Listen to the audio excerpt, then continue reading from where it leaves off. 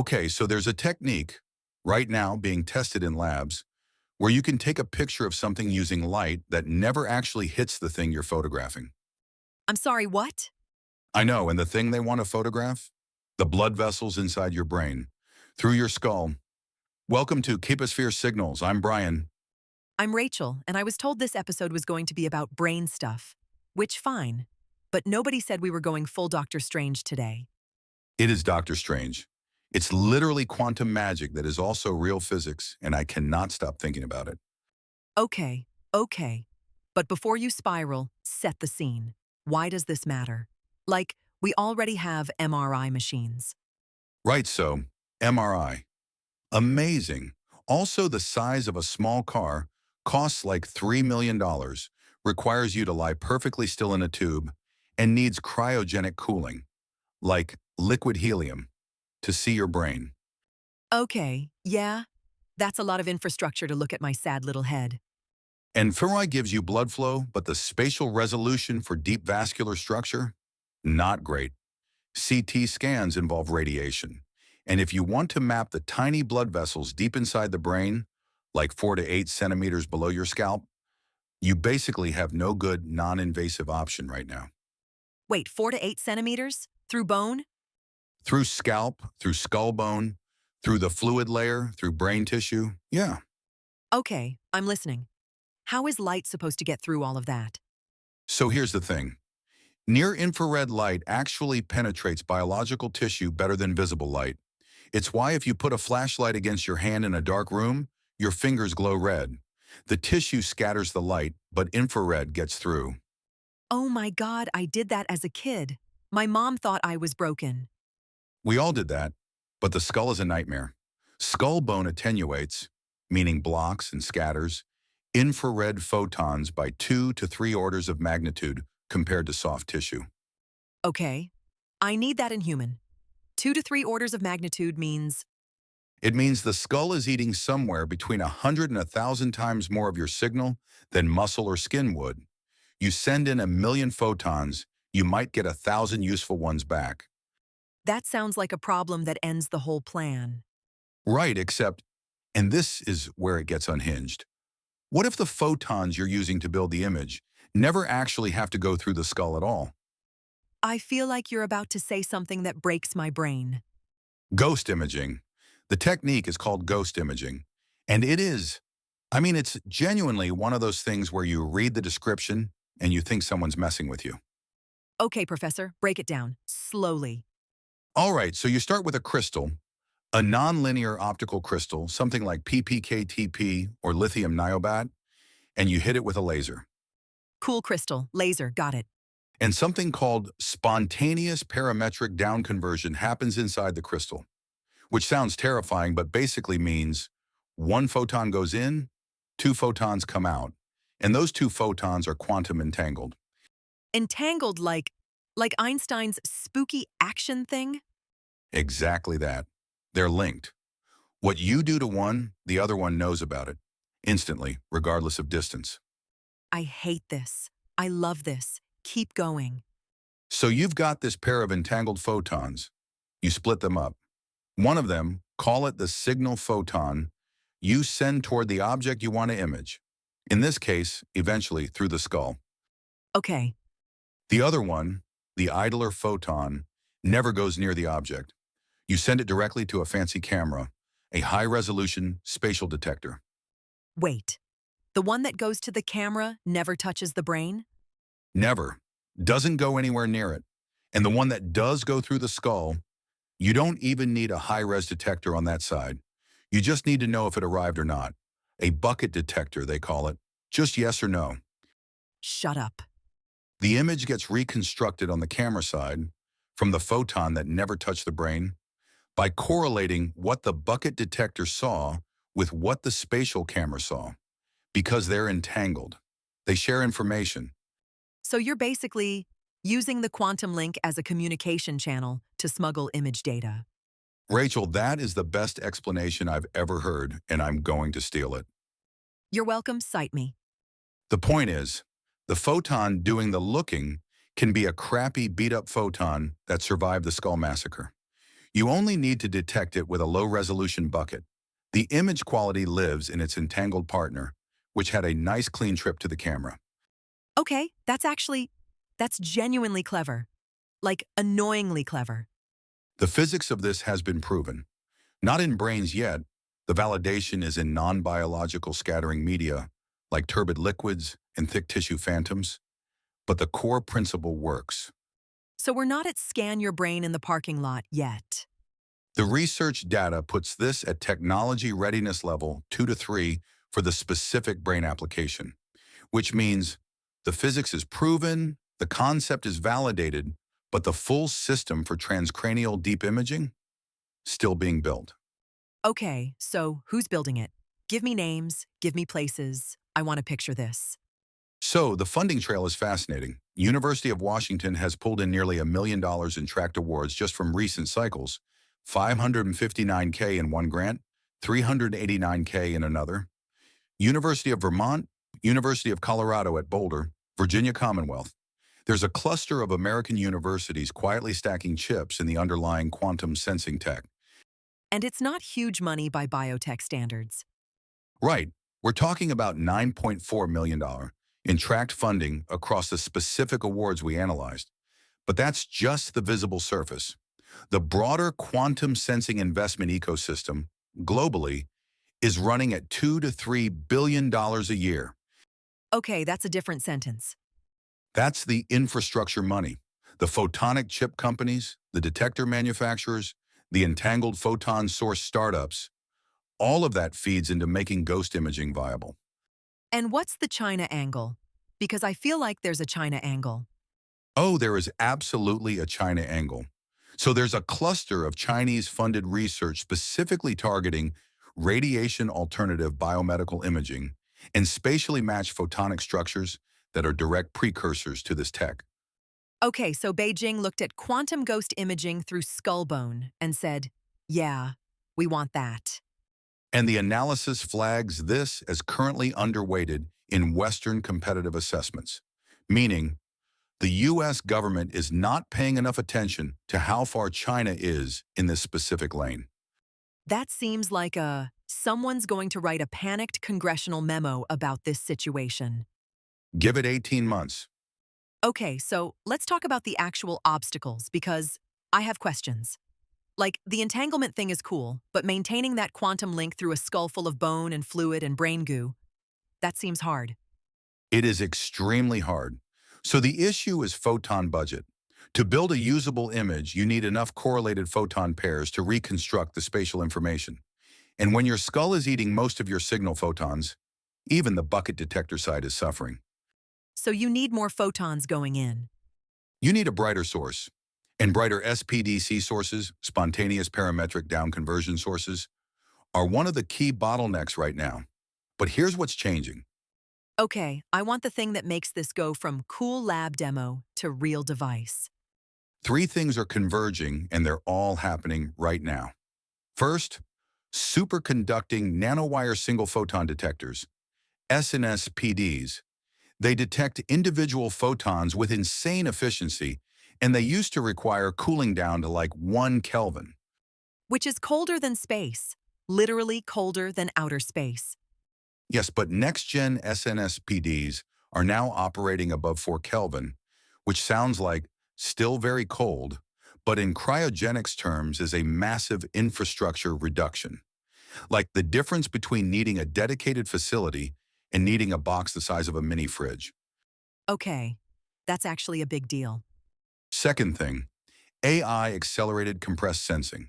So classically, to reconstruct a ghost image, you need a lot of photon pairs.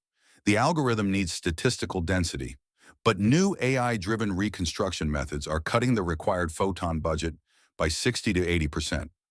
So the AI is basically filling in the gaps, like how your phone's portrait mode guesses where your shoulder ends. Kind of. It's using learned priors about what vascular structures look like to make sense of sparse, noisy data. You need way fewer photons to get a medically useful image. That's the part that makes me a little nervous, actually. Say more. Like, if the AI is filling in your brain scan based on what brains usually look like, What if your brain is weird? What if the AI hallucinates a blood vessel that isn't there? That is a completely legitimate concern, and it is one of the open research questions. You have to validate the AI reconstruction against ground truth, against actual MRI or CT data, to make sure it's not confabulating anatomy. Confabulating anatomy, I'm using that at parties. The third thing converging is photonic integrated circuits. Silicon carbide and gallium nitride chips that can do the SPDC, the entangled photon generation, on a chip. Compact, fiber-coupled, manufacturable at scale.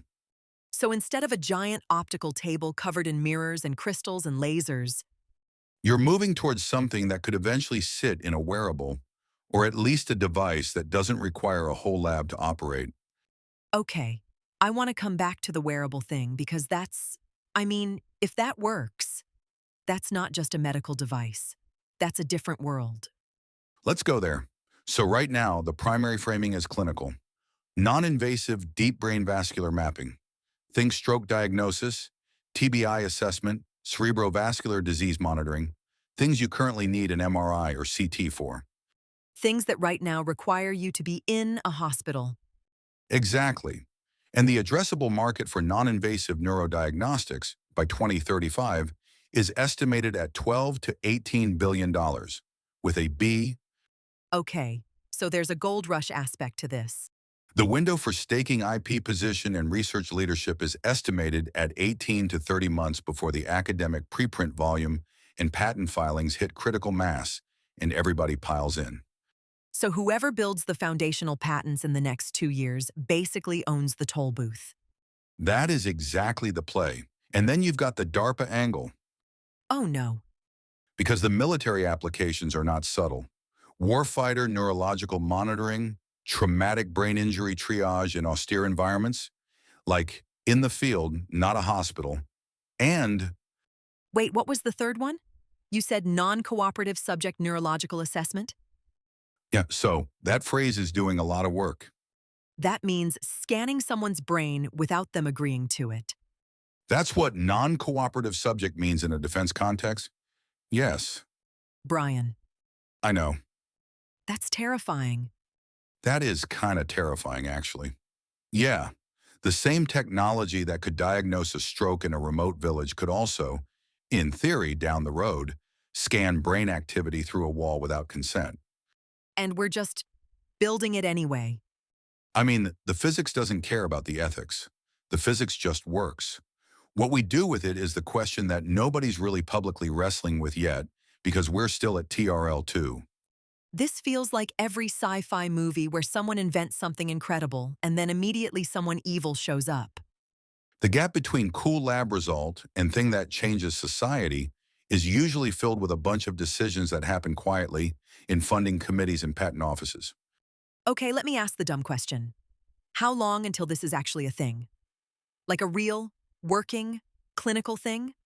So being completely honest with the data, we are at technology readiness level 2 to 3 for the brain application specifically. Ghost imaging in non-biological scattering media is at TRL 4 to 5. The jump from works in turbid liquid to works through a human skull in a clinical setting is not small. Give me a number. Optimistic scenario. First clinically useful demonstrations in a research setting, 3 to 5 years. Something a hospital could actually deploy, 7 to 10. That's not nothing, but it's also not tomorrow. The NSF is right now, in the last 90 days, accelerating career-level funding into many body entanglement complexity and quantum-inspired dynamic control systems, which are the direct computational precursors to what ghost imaging reconstruction needs. So the pipeline is getting fed. The pipeline is getting fed, and once a technology has NSF career awards, DARPA interest, a China competitive threat narrative, and a $12 billion market projection all pointing at it simultaneously, It stops being a niche thing. it becomes a thing, fast. Okay, I want to zoom out for a second because we've been talking about blood vessels, but vascular mapping is step one, right? If you can see blood flow in real time through a skull non-invasively, You're describing the foundation of a whole new class of brain-computer interface. Not Neuralink style, not electrodes in your brain, but a headset that can actually see what's happening in there. Without drilling holes. Without drilling holes, and compare that to where we are with current non-invasive BCI, fNIRSM, which is functional near-infrared spectroscopy. It's wearable, it's safe, but the spatial resolution and depth penetration are limited. Ghost imaging could leapfrog it. So FNIRs is like 2G and this is trying to be 5G. That's a pretty good analogy, actually. Same basic spectrum, radically different capability. And for the record, the safety profile here, no radiation? No ionizing radiation. Infrared light at the intensities we're talking about. Completely safe for tissue. No cryogenic infrastructure in the long-term portable vision. No surgical intervention. So if this works, and I'm aware that's a big if, it's safer, cheaper, smaller, and more capable than most of what we have now. That's the bet. That's why the smart money is starting to pay attention even at TRL2. I keep thinking about the ghost imaging name, though, because the whole thing is the photon that builds the image was never there. It's like, okay, imagine you're trying to photograph someone in a dark room, but instead of pointing your camera at them, you point it at a mirror in the hallway, and the flash goes into the room, and somehow the mirror gives you the picture. Because the flash and the mirror were holding hands quantumly. Rachel, holding hands quantumly is going on a t-shirt. Royalties? Fair, but yes, that's genuinely what entanglement is doing here. The spatial information gets transferred through the quantum correlation, not through classical light travel. Einstein called entanglement spooky action at a distance. And I feel like he would either love or hate that we're trying to use it to look at brains. He'd probably say we're doing it wrong, and then be proven right 60 years later. Classic Einstein move. The last thing I'll say before we land this, and I think this is what really got me when I went deep on this, is the competitive window argument. The 18 to 30 months thing. Yeah, because right now this is still in the zone where a single well-funded lab, or a single smart startup, or a single focused government program can define the technical approach that everyone else follows. Like whoever decides how the reconstruction algorithm works or which photonic chip architecture wins. Becomes the standard, and once you're the standard in medical devices, you're the standard for 20 years. The FDA cleared it this way. The insurance code is written for this. That's not a science story. That's a power story. It's always both. The best technologies always are. Okay. So, basically, quantum physics figured out how to take a picture using a photon that wasn't there. And now people want to use it to see inside your skull without touching you. And whoever builds this first is going to make obscene amounts of money, and possibly also help soldiers and also possibly scan you without your permission. Did I get it? You got it. That's the whole thing in 4 seconds. My bet. In 5 years, the first peer-reviewed paper showing ghost imaging of real human cerebrovascular structure in a living subject drops. And the week after, 3 startups announce their seed rounds. My bet, 7 years from now, there's a portable ghost imaging headset in at least one trauma bay in a major hospital, and the company that makes it was founded in someone's lab at the University of Washington. Bold, I respect it. All right, if your brain is fried in a good way right now, the full 68-source deep research report is at kpsphere.com, jockresearch.html. Everything, the funding trail, the patent landscape, the technical readiness breakdown, it's all there. Go nerd out and subscribe to KPsphere Signals wherever you listen so you don't miss next week. We're going deep on another frontier tech that's moving way faster than the headlines suggest. We're out here holding hands quantumly with the future. Catch you next week.